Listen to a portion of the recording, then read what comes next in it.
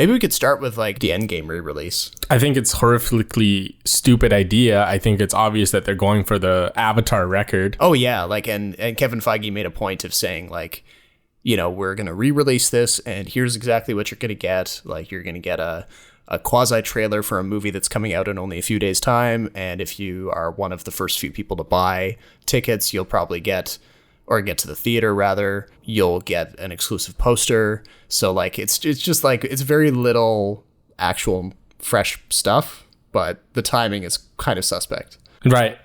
Maybe it's a record that people still care about. I for one am very curious to see. Avatar has held the record for so long. You know, it's like officially like 10 years now. Like Avatar was boosted to the crazy record that it still currently holds because of the very nascent idea of selling movies in China. And they got this whole deal they built just enough digital 3D screens and IMAX screens that they were able to release it in China. And because the idea of like a Hollywood blockbuster was still so fresh, like people just flocked out to see it, and they, you know, in a way that they do now in droves. You know, China makes up a huge part of the marketplace, but at the time it was very new in that market, and it almost like, I think maybe the novelty really put it over the top. So I'm fascinated in like a couple of years time to see just how well Avatar 2 does, because will the Chinese audience be there in the way that they were when the first one came out? I highly doubt it, but I think we've talked about this before, but like with films like Wandering Earth, which just like recently like broke a bunch of box office records. I saw that the other night, actually. Oh, did you? Okay. So, but the Chinese moviegoers, they're still very much into like the big CGI, big budget effects. Right. So maybe there is a market for that, but you got to realize that technology in China and everywhere around the world has come so far since Avatar, the first film. Yeah, but we should get going though.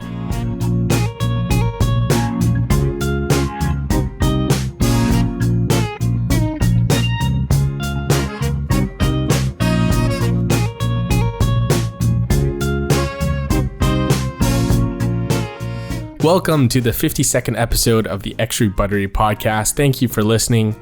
We've got a special episode for you here because we're going time traveling, but not actually. We're just going through some movies that started in the 90s and have somehow survived for the past 10, 15, 20 years. We're going to talk Toy Story 4, Men in Black, and the new zombie comedy Dead Don't Die. So joining you from Vancouver, my name is Jason Chen, and in Toronto, we have Robert Snow. How are you? Doing well. How are you? Not bad. Wandering Earth, though. Yeah. How was that? Have you seen it? Like, I know you No. told me about the trailer when the trailer dropped, and it was breaking records in China, but it was... I can kind of guess what it kind of is like. It's very melodramatic, probably. Yeah, melodramatic, definitely, because the movie leans really hard on... sacrificial deaths. Of course. Like, I feel like it's almost like every 10 minutes, like in most like Hollywood pictures, you'll get maybe one or two sacrificial deaths, and it'll really, like, if the screenwriters and the director have done a good job, then you'll be attached to that character when they kind of make the ultimate sacrifice, and you're like, all right, I'm all right with this character dying because it's for the greater good. But it happens so often in The Wandering Earth. Yeah, you have no time to actually get attached to any of the characters, and I've noticed in some of the reviews, and they're not wrong, it's very telling how hard The Wandering Earth pushes this like communist collectivist worldview. Yeah, it's propaganda. Yes, it is propaganda, and like not in like a, you know, you're seeing people in Mao outfits saluting or anything like that, but it's right under the surface. You just scratch it a little bit and it's there. And I was reading a profile actually of the writer whose short story is the source material for the movie, and a lot of his novels are apparently like this as well. And he can't help it. He grew up in some of the darkest times in China and worked as an engineer, like deep within the communist state for a long time. It's just the way he's kind of wired.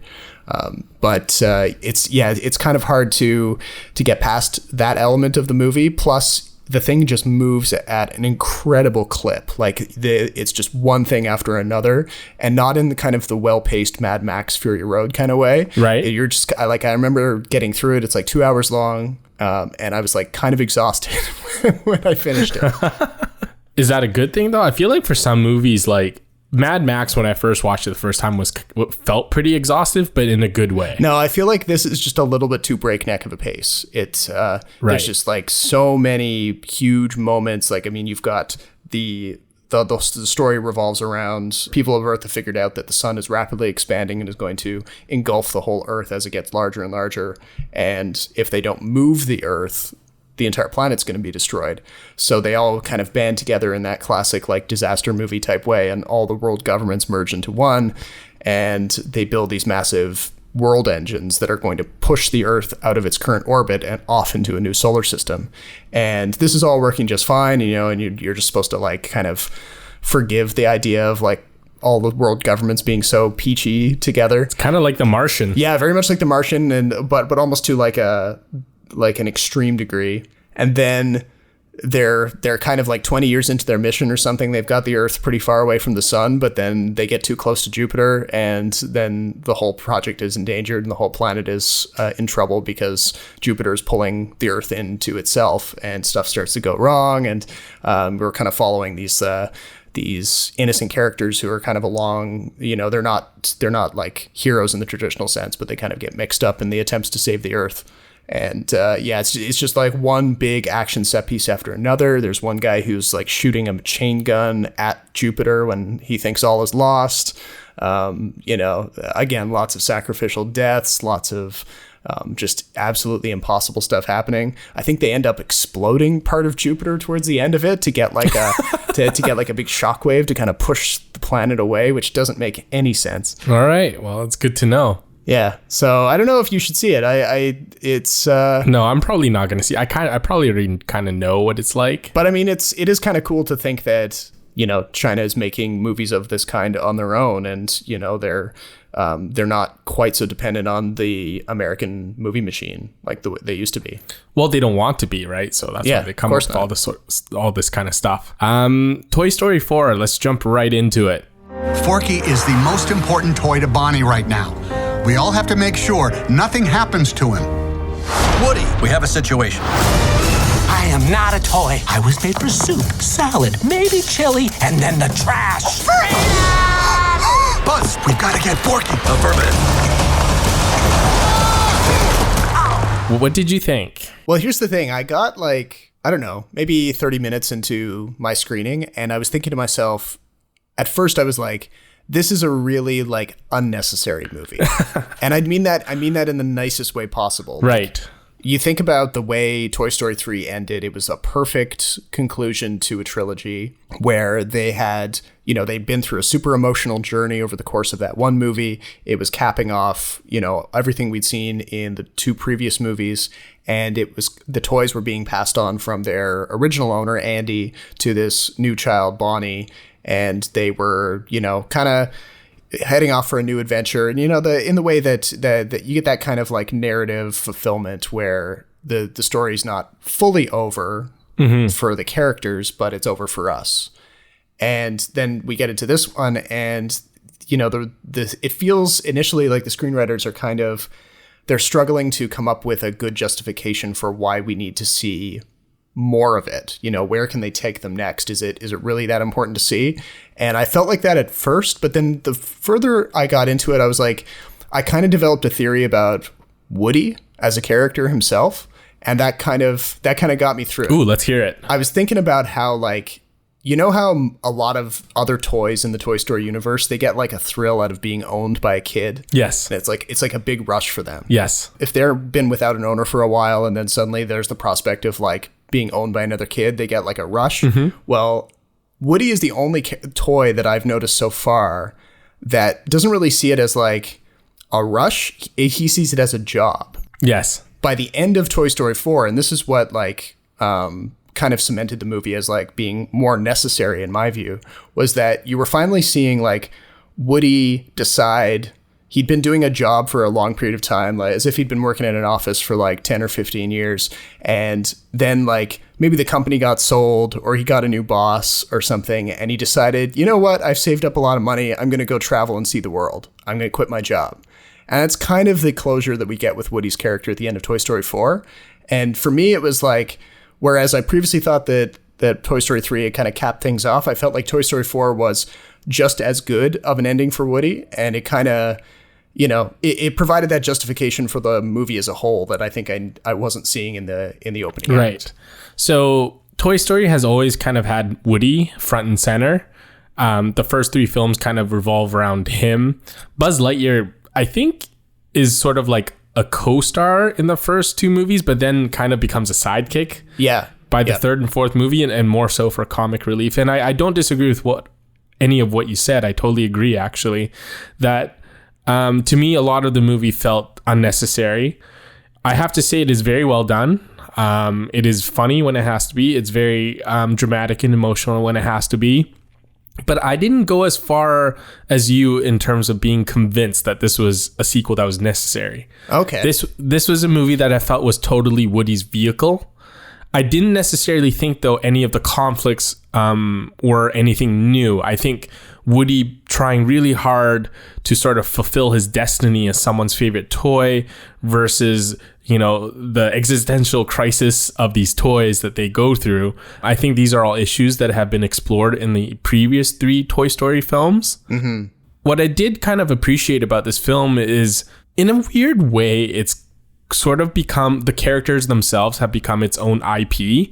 I wouldn't be surprised if Woody or any of the toys get their own spin-off. And I think at one point there were like short films based on these toys. Yeah, there've definitely been like some of the you know, the classic Pixar shorts are part of the Toy Story universe. I think there was one centered around Rex, and there might have been there was one centered around Jerry, who the old man who he's the one who's playing chess in one of the Pixar shorts, but then it turns out that he's actually part of the Toy Story universe. He's like a toy repairman.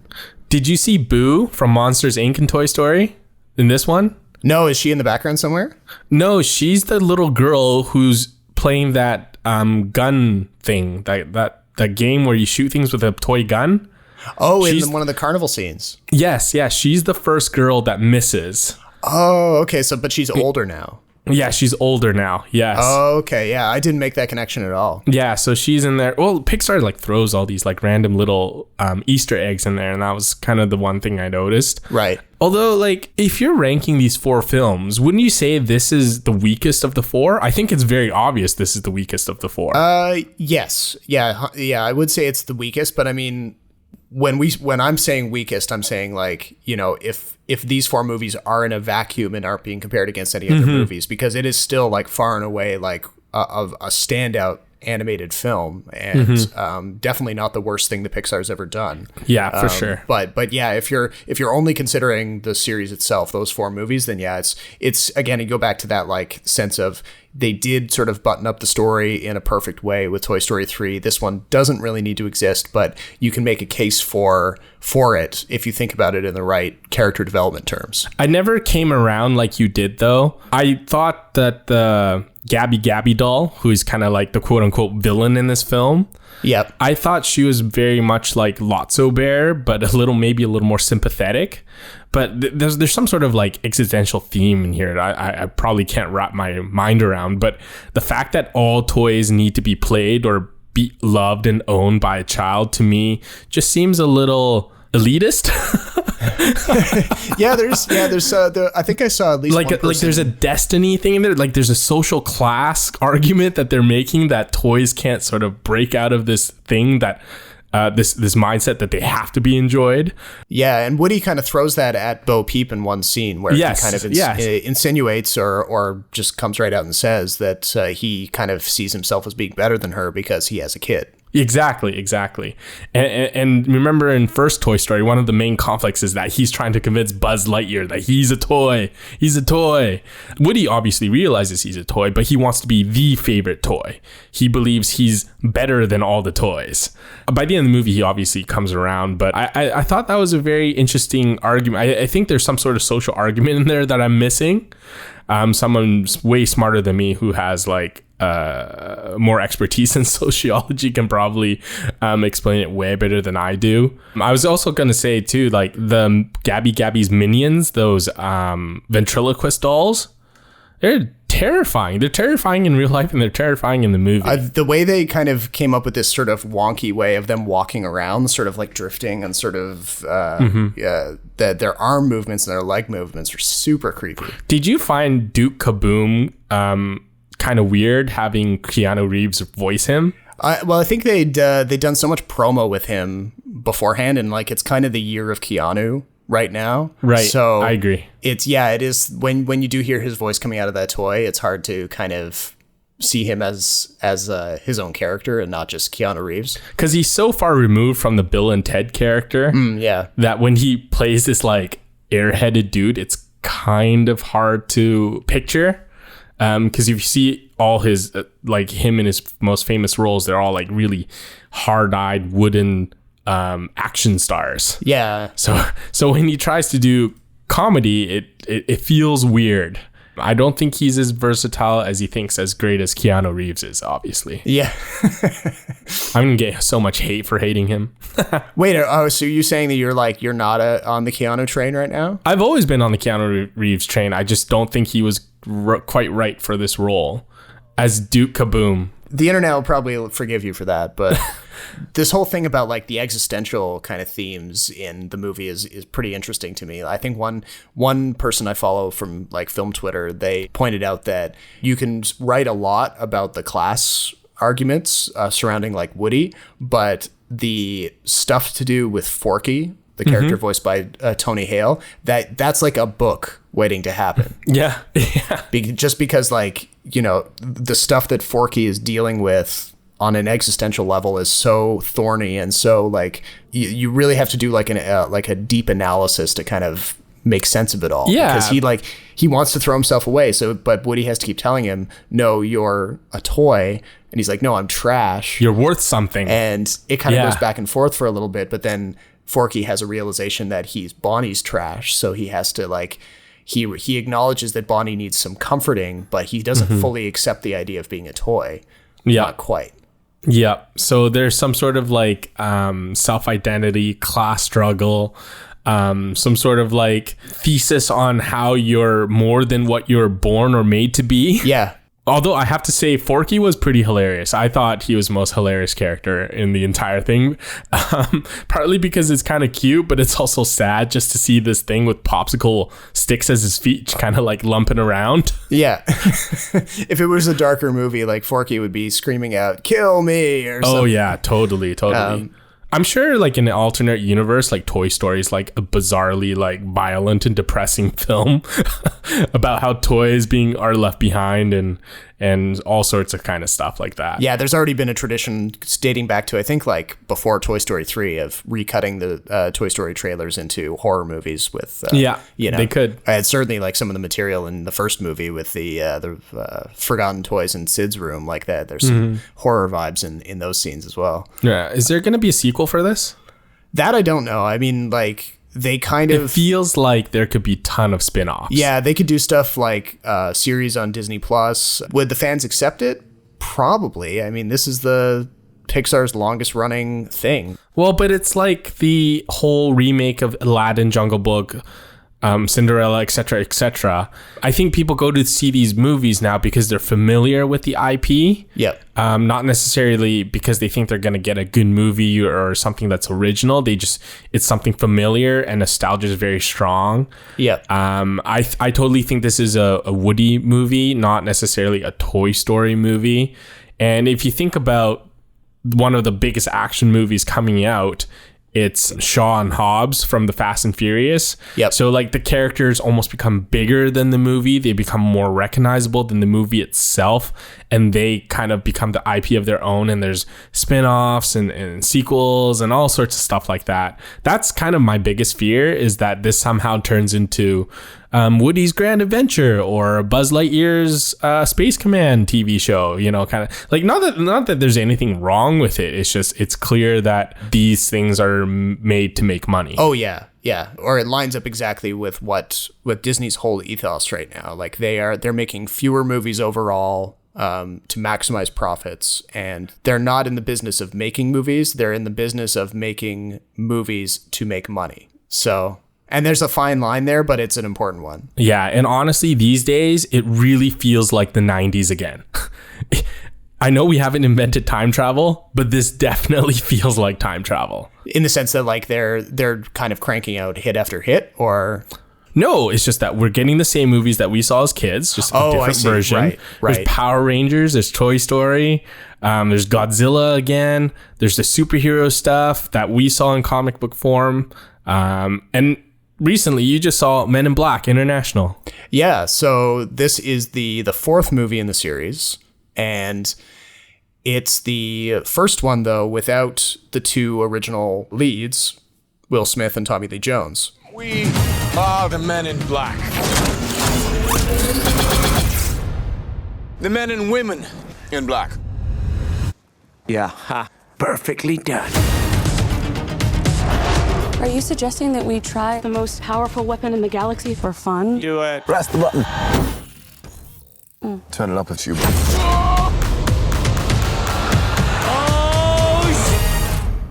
So Men in Black has kind of been through a bit of an identity crisis in the past few years. There was this very weird moment where Sony pitched the idea of blending Men in Black with the Jump Street universe. Right. But apparently one of the producers was talking about this in the run-up to Men in Black International coming out, and he said that it never really got past the script phase. They just couldn't, like, someone dreamed up the idea and they tried to make it work as a script, but they just couldn't do it. So it was never really a fully baked idea anyway, but it does speak to how Sony had this franchise and they had a lot of trouble making the third one. It hadn't been very profitable, and they kind of twiddled their thumbs with the IP for a while, and now they're bringing it back with Chris Hemsworth and Tessa Thompson, who were proven to have great chemistry in Thor Ragnarok a few years ago, to be the new faces of the franchise.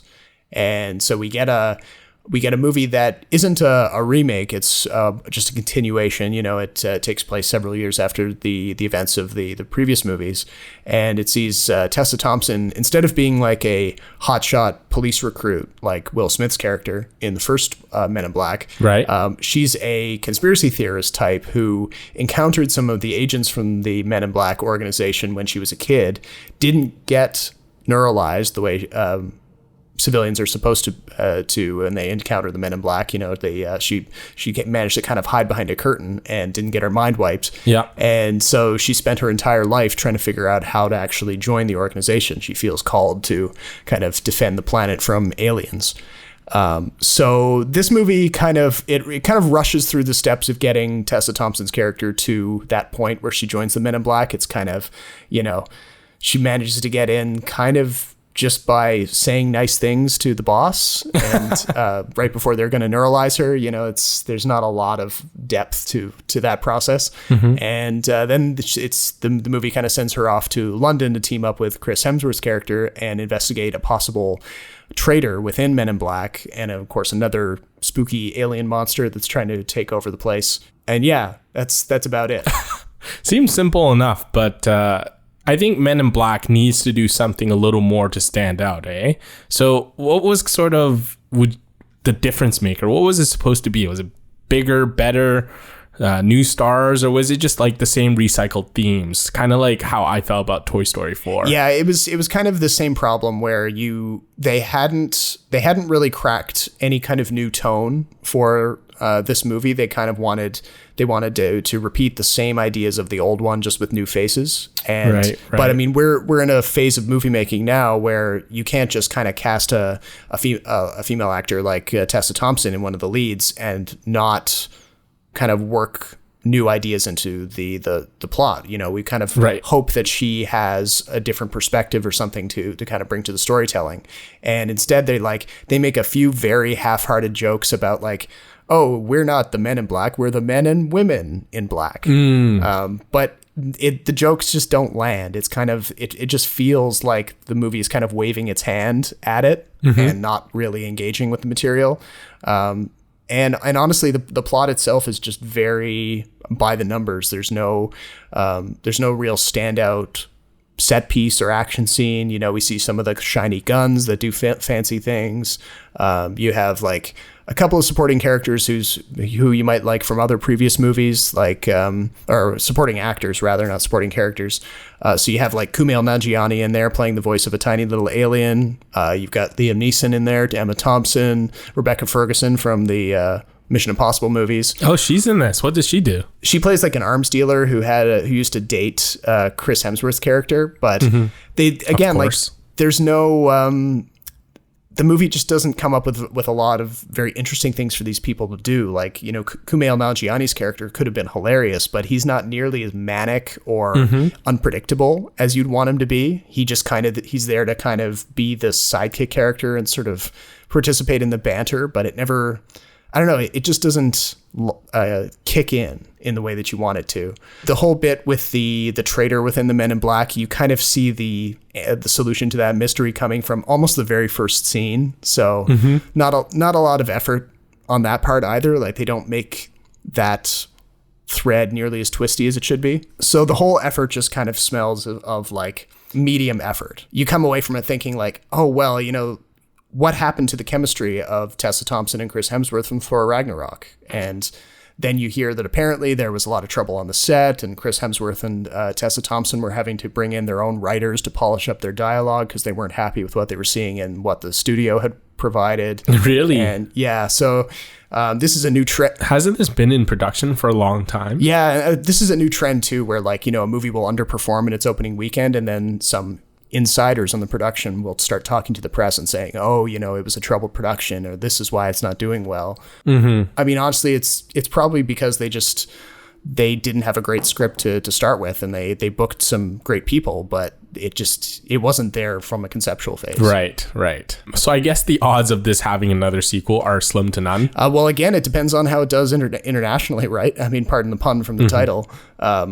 Because if Sony makes back decent profit on it, maybe they'll try again with Tessa Thompson and Chris Hemsworth again. I honestly don't know. It definitely underperformed in North America on its release. So right, there wasn't that much hype. No, and I didn't find that. Maybe what the first one had going for it. I mean, because you rewatched it recently, you were saying yes. What the first one had going for it was like Will Smith was kind of at the height of his powers when he did that.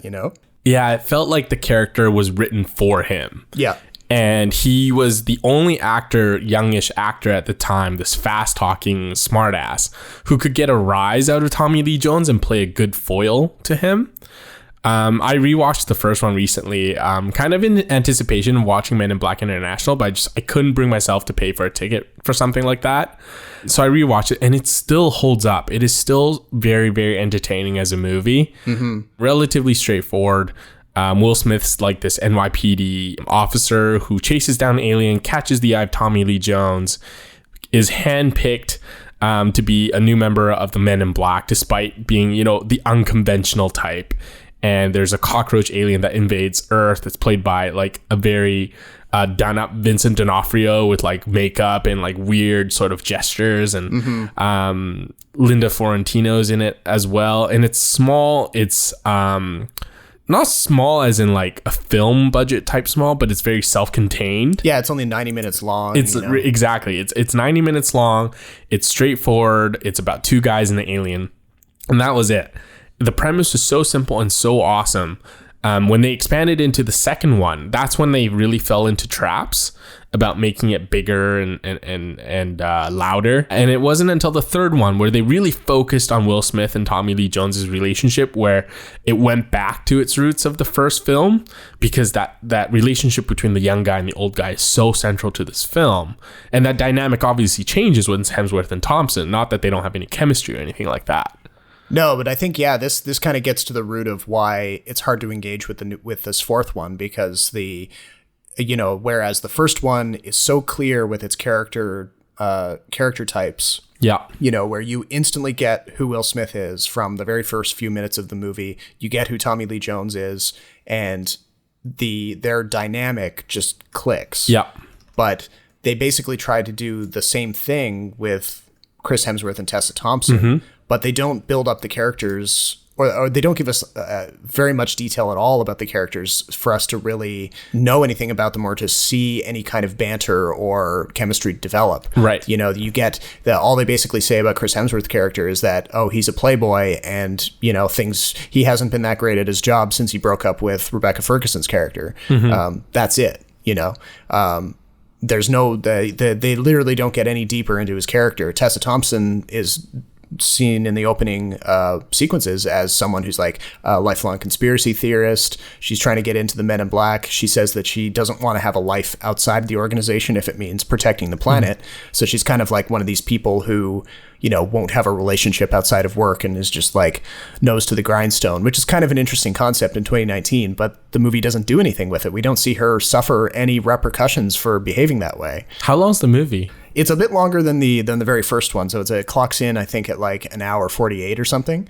So it's not. Oh, that's short. It's not baggy by any means, but it's still, they're not doing as much with that extra 15 minutes as they did with less runtime in the first one. Right.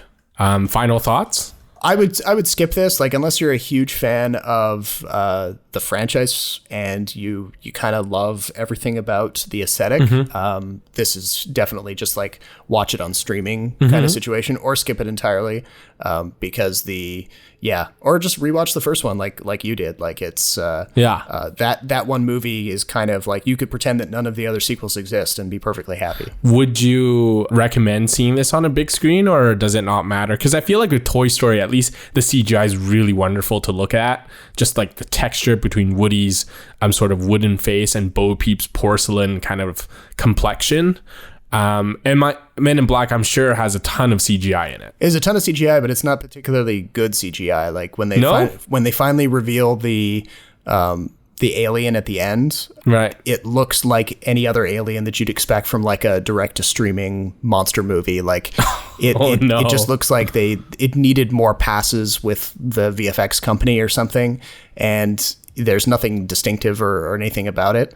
And yeah, and again, that's just like one more detail where like you can't really develop a connection to it because it just feels so generic. The other film that you actually saw, and perhaps it was better. I'm gonna take that as a no. Yeah. So the dead definitely died in this one. Yeah. So this is the new Jim Jarmusch deadpan comedy. This time about zombies. The dead don't die. What the hell was it? A wild animal? This is really awful. Maybe the worst thing I've ever seen. What was it, wild animals? So what are you thinking? I'm thinking zombies. What? You know, the undead. Ghouls. And any like devoted indie movie buff who's been paying attention in the past few years might have heard of Jim Jarmusch's previous movie about creatures of the night, Only Lovers Left Alive, which was about vampires. And that was a movie that kind of caught up with a pair of vampires played by Tilda Swinton and Tom Hiddleston living in Detroit in the present day. Well cast. Well, very well cast, you know, very, very pale. And they kind of like, it's a movie that kind of that does a lot of thinking about like what vampires would really be like at the time. I think it was 2013. You know, would they be living in castles surrounded by opulent wealth? Maybe not. In this case, they're kind of shown to be like kind of burned out rockers who are kind of annoyed that they're getting more famous for their music because they kind of want to be living low key, which was kind of like a funny indictment of hipster culture at the time. And I don't know, there was just enough of a blend of like kind of jokes about the vampire genre and great performances and solid writing that the whole thing just came together. But now Jarmusch is trying to do something similar with zombies in this new movie. And for me, it just did not come together. His characters are famously, like, they often speak very deadpan, kind of dry, in a very deadpan, dry way. And that's basically this entire movie, is people kind of talking to each other in these very flat tones. And it's supposed to be funny, but when it happens nonstop for the whole run of a movie, you don't get any kind of like rhythm or anything. It's just people who sound like they're not super interested in being there. It gets old pretty quick. It sounds like a Bill Murray vehicle. Yeah. And he's also like, Jarmusch likes to work in social commentary into his movies. Right. And he does less of this in the vampire one from 2013. But here he makes it pretty obvious on the face of it. He's like, all right, there's all this fracking happening at the polar ice caps. It's throwing the Earth off its axis. And that's what's causing the days and nights to get all wonky. And it's bringing the dead back to life. And so the emergence of the zombies is directly connected to corporate greed. And the zombies, when they do pop out of their graves, they're kind of obsessed with what they were doing when they were alive. So they kind of shuffle around. They're like eating people, like living people they find, but they're also kind of moaning stuff like Snapple, and Wi-Fi, and Bluetooth, stuff like that. And those things, like when you say it, it's funny, but the way it's performed in the movie, you're like, and that's as much as you laugh, right?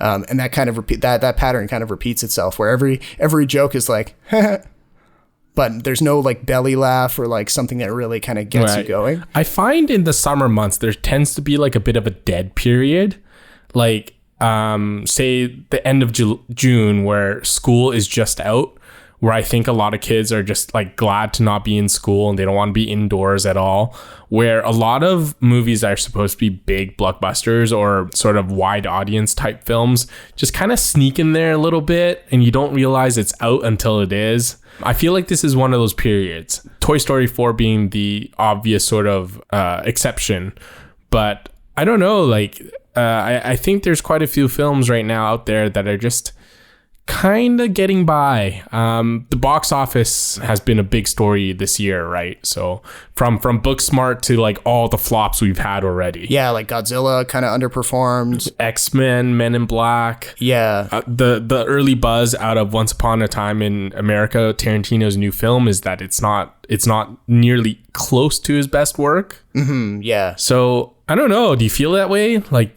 maybe it's just this summer slate just hasn't been strong enough. I don't know that it's necessarily like the slate, because I remember previous summers where we kind of had this happen. I think it paints a more of a picture of like what's going on with the movie industry in general, where mid-budget stuff, not to say that Men in Black International is mid-budget, but it's on the higher end of mid-budget, because we're not, it's definitely not like an Avengers or Fast and the Furious type movie.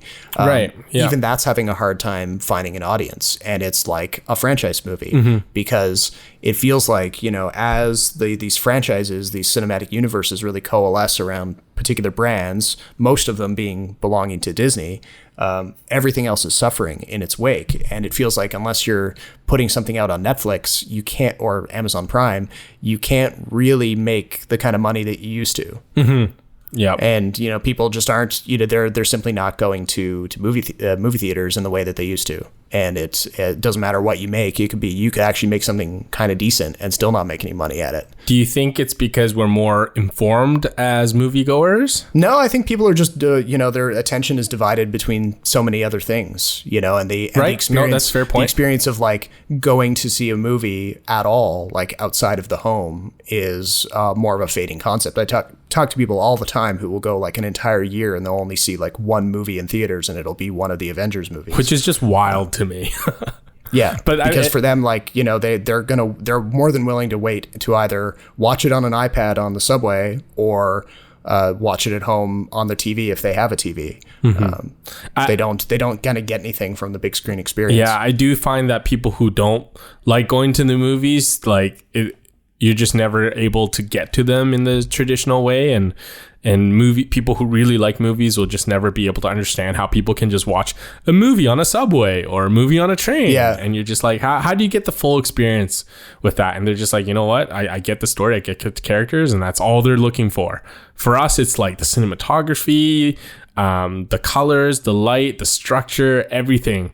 And it's hard to do that when you're riding on a subway and you got this smelly dude sitting next to you, trying to look over your shoulder, wondering what you're watching. Yeah. Or like if you're watching a movie that has, sound as like a vehicle for expression, and you're trying to listen to with your little earbuds, and it's not the same. Oh yeah. I mean, that's going to be the movie lover's lament from now until, the end of time. But it always shifts. But yeah, it shifts, eh? There's people who are like, oh yeah, movie theaters are never going to go out of style because there's a bunch of people who still love going. And then there are a bunch of people who are like, no, movie theaters are a gigantic waste of space. I don't care if movie theaters are around or not. Yeah, I feel like the way the trend is going is that you may actually see like multiplexes kind of shrink in number. They won't ever fully go away because clearly the big brands like Avengers and the others are big enough to kind of keep the lights on for just those screenings. And then you'll see like specialty houses, like here in Toronto, it's the TIFF Lightbox that brings in foreign films and indies, and then nothing else. You won't see multiplexes book anything that's like small to medium budget. And you know, people will be fine with that because they'll wait to see the medium budget stuff on Netflix. But I was reading recently about how, you know, people kind of lump Amazon Prime and Netflix together because they're both streaming companies. But the interesting thing about what Amazon is doing is that they're actually dedicating a lot of their movies to theatrical runs, for at least not for the length of time that a traditional movie company would. You know, usually it was, I think in years past, it was always like 90 days. You had to have a 90-day exclusivity period for a lot of multiplex chains. Nowadays, what Amazon is doing is they're not saying that they're going to open it in a theater and then also on Amazon Prime Video, the streaming service, on the same day. They are going to put it in a theater for about a month, and then they're going to make it available on the streaming service. Whereas Netflix is like day and date, the same time and place for everybody. And as a result, what Amazon's doing is they seem to be buying a smaller number of more artsy fare and taking more risks creatively, whereas Netflix is just mass buying everything and dumping it and seeing what performs well. So there is there's definitely a difference in the way they're approaching it strategically. And I'm not sure which one will win out on it, honestly, because it does feel like people want to watch these kind of medium to small budget movies. They just don't want to spend $15 to do it. Yep. Yeah, I agree. So this again goes back to the talk we had last episode, I think it was, about how movie theaters, I think, are catering to certain types of films, and not all films will succeed in that sort of arena. Which is kind of, it's an interesting time to be watching the whole thing. Yes. I'll definitely say that I'm going to keep going to the big screen. Oh, me too. For everything. But one day we're going to tell our future generation, back in my day, we had to line up and get tickets and go to concession, and it was a family outing, and it was a great night at the theater. And they're just like, you're just crusty. Look at me watch this thing on like a thing that fits on the size of my palm. Yeah. I can project it so it's 3D and holographic and everything. I'll be like, you damn kids. This podcast will slowly devolve into, two elderly people just kind of screaming. Bitching. Yeah. But yeah, it's too bad that, circling back to what got us on this road, the Dead Don't Die, it's too bad that movie didn't work out. It's got a great cast, Bill Murray, Adam Driver, Tilda Swinton, Chloe Sevigny, Iggy Pop is in there for a bit, Danny Glover, and it's got all of the like indie movie cred, but it just can't. I think maybe they just got a little bit too caught up in their kind of weird deadpan world and didn't really think about how the movie was playing for anyone who has to watch it and not the people who are making it. There's even a joke at the end of Dead Don't Die where they kind of comment on the fact that they know that they're in a movie. They kind of make an attempt at like some meta narrative. I kind of hate that. Adam Driver says, this is all going to end badly. And Bill Murray turns to him and says, how do you know that? And Adam Driver's like, well, I read the script. And then Bill Murray's like, what? Jim only showed me the scenes I was in. He showed you the whole script? And then the scene kind of forgets about that idea. And I was like, but then. Fair enough. That's the whole movie in a nutshell, essentially. So if you have the time and you want something that's kind of like commenting on creature features while also kind of being a great comedy on its own, if you're into zombies, that would probably be Zombieland or Shaun of the Dead. But if it's vampires you're after, go check out Only Lovers Left Alive. I feel like not enough people have seen that one, and it's honestly pretty great.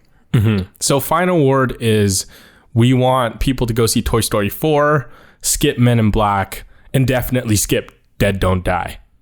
All right. I think that does it for this episode. Yeah. And head on over to kinetoscope.ca. Shameless plug, as usual, for the end of the episode. Right now on the site, we've got a review of Amazon's Good Omens, which is up there, kind of expanding on some of the stuff we were talking about in our last episode 51, as well as a review of Men in Black International. Again, more details on some of the stuff we were talking about in this episode. And of course, we will have reviews in the near future for such things as Spider-Man Far From Home and all of the other summer movies that will be gracing our theaters and maybe our iPads on subways. Honest question. Is it really a plug if you're already listening to our podcast? Call it cross-promotion. Cross-platform, cross-promotion. Yeah. We'll call it. Okay. Welcome to our cinematic universe. Okay. That does it for this week's episode. My name is Jason Chen from Vancouver. And my name is Robert Snow from Toronto. Thank you for listening, and we'll talk to you next time.